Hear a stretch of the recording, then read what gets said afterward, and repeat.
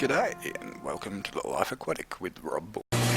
Hey everybody, James here from Fish Room Fever, and I just want to remind you that when you're setting up a new tank, you really need to try and be the fish.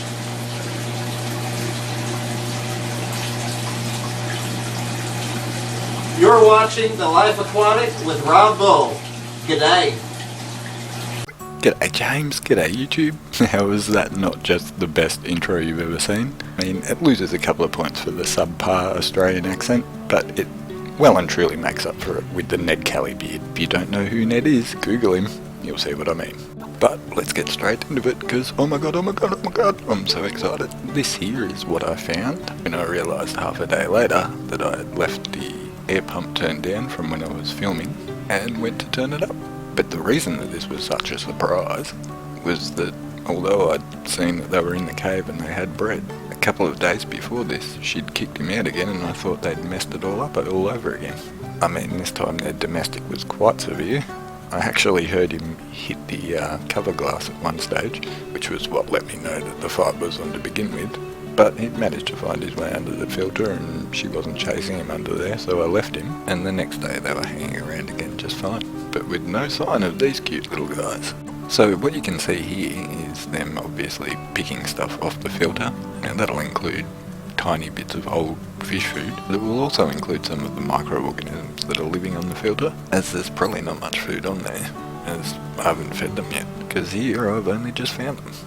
Now you'll have to forgive the slightly shaky camera work here. I was trying to sneak up on them, but as you can see I failed. But what I really wanted to point out here were the behaviours and the communication, because this parenting behaviour, this communication between the fish and the fry, and both the adult fish with each other, is a massive part of why I'm falling so madly in love with them again. Now here we can see this violent shaking, which is clearly telling the fry that there's danger around, because as you can see they all dropped to the bottom of the tank and stayed dead still.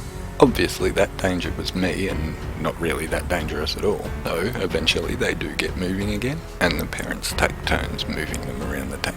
And the workload seems to be about a 50-50 split in this case. Although she is definitely in charge, she tells him exactly what she wants him to do. I actually feel pretty sorry for poor old Syd. He gets bullied like you would not believe. Tells him to go off and make sure there's nothing in the tank that's going to attack the fry, and then when he does it, she goes over there and bullies him into going back and taking care of the fry. Honestly, Nancy, you need to make up your melon. And here once again you can see the female checking out the camera. I just put it there and left it sit there, and she is trying to work out whether it will eat her babies or not. Most of it happens off camera, but here she was doing the shaky thing, telling the little ones to get down and take cover. But here, because they're still and in focus, you can actually get a really good look at these cute little guys. And they are really, really cute, just a little bit odd looking. What's also abundantly apparent here is that they are extremely well camouflaged. The day after I took this footage, I was looking for them. I couldn't find them in the morning, and I thought, oh no, they've been eaten. And I was looking for a good few minutes, and then all of a sudden I was like, why is there mulm up the back? And I was thinking to myself, there hasn't been time for mulm to form in this tank. It's only a month old. And then it struck my sometimes very slow working brain that that was the spot that the two Kribs kept going back to. And using my amazing powers of deduction, I worked out that that was probably them. They were in the shadows though, so it was kind of hard to see them even when they did move a little bit. Then I sat back down, and 10 minutes later, Syd and Nancy were leading the procession around the tank. The other thing that you can see here is how much poor old Syd has been beat up on here.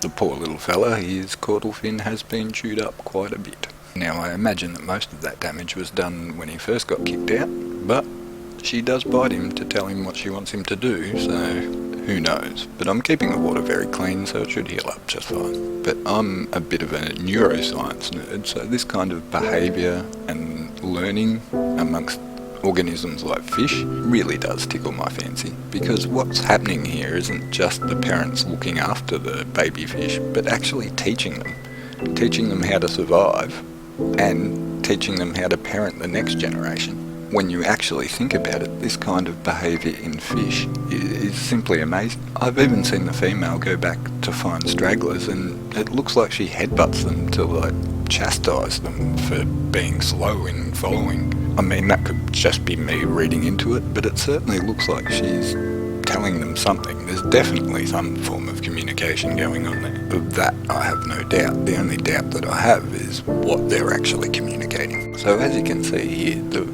parents lead the fry around the tank in this tight, ravenous ball that just works its way over everything, eating everything, I assume, that is anywhere remotely edible.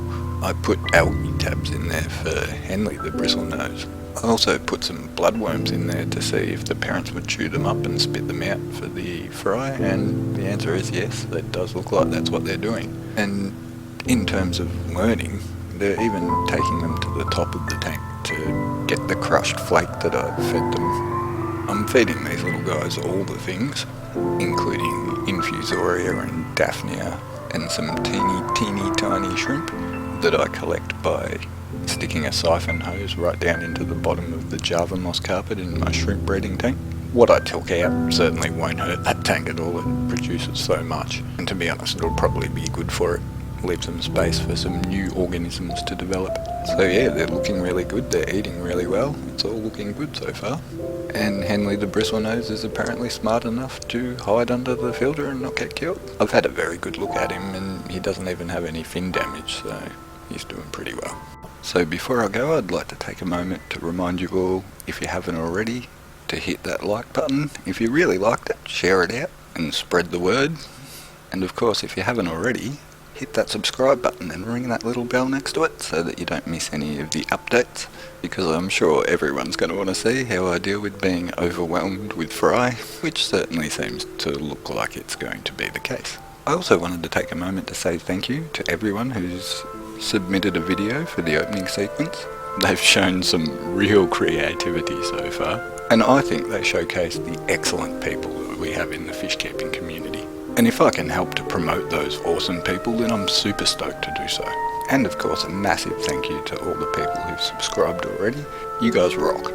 Honestly, did not foresee a channel that would grow like this. And guys, seriously, if you haven't kept these fish before, get some. And put them somewhere where you can watch them. The reason this has taken so long to come out, it was supposed to come out yesterday, is that I kept getting distracted by looking at the tank. It's just amazing to watch. But you will need to be prepared for them to breed. But that's the best time to watch them as well. So James, your intro was originally going to go into a tank setup video, but this happened and I thought I'd pop it in here. But I think I will use it again when I do the tank setup video, because that will tie in quite well. And everyone else, get your videos in, I will promote your channel, I'm not shy about it. So until next time guys, I'll see you later, and remember, look after each other and your fish.